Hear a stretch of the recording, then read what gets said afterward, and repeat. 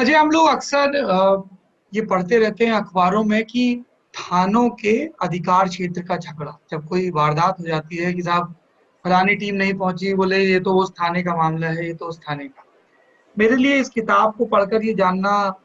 बहुत इंट्रीगिंग था, दिलचस्प था कि आसाराम के केस की शुरुआत एक लेखपाल को बुला के हुई कि भैया जरा नापो तो कि ये जो मनई वाले आश्रम में ये कांड हुआ है, ये किस एरिया में पड़ता है। ये जो जो इंसिडेंट हुआ उससे पहले मैं एक थोड़ा सा लीगल इशू सबके जी ध्यान में प्लीज, डालना चाहूंगा प्लीज। कि होता ये है कि जहां कहीं जिस एरिया में अपराध होता है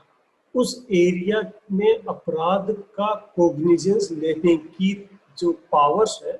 वो उस एरिया के मजिस्ट्रेट्स को सीआरपीसी के तहत मिली हुई है। अनफॉर्चुनेटली इंसिडेंट किसी एक्स जगह पे हो जाए और उसका एफआईआर आप वाई जगह पे दर्ज करके वाई जगह वाला पुलिस स्टेशन उसका इन्वेस्टिगेशन करके अगर वो फाइल कोर्ट में भेजता है तो कोर्ट जो ही ट्रायल शुरू करता है या ट्रायल की इनिशिएशन करता है उसी वक्त डिफेंस के लॉयर सबसे पहला ग्राउंड ये लेते हैं कि ये तो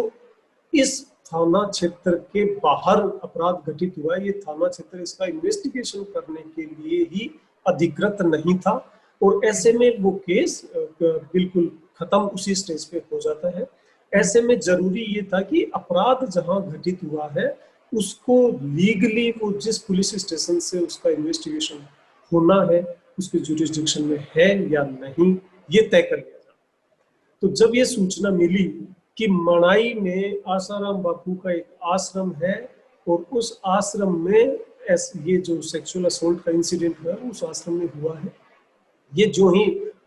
उस मनाई आश्रम का जो थाना है वो थाना सूरसागर थाना था जोधपुर का। एसएचओ सूरसागर को जब मैंने कहा कि जाके देखिए कि उस आश्रम को आप सील कर दीजिए, सिक्योर कर लीजिए ताकि सीन ऑफ क्राइम अब जिस भी स्टेज में वो डिस्टर्ब ना हो। तो जो ही एसएचओ वो मनाई में जाते तो मनाई गांव था जिला पश्चिम में, मैं डीसीपी पश्चिम था जो डीसीपी पूर्व कोई दूसरे अधिकारी थे। वहां जब वो पहुंचते हैं तो वहां जाके बताते हैं कि हाँ सर मनाई गांव तो मेरे ही थाने में है लेकिन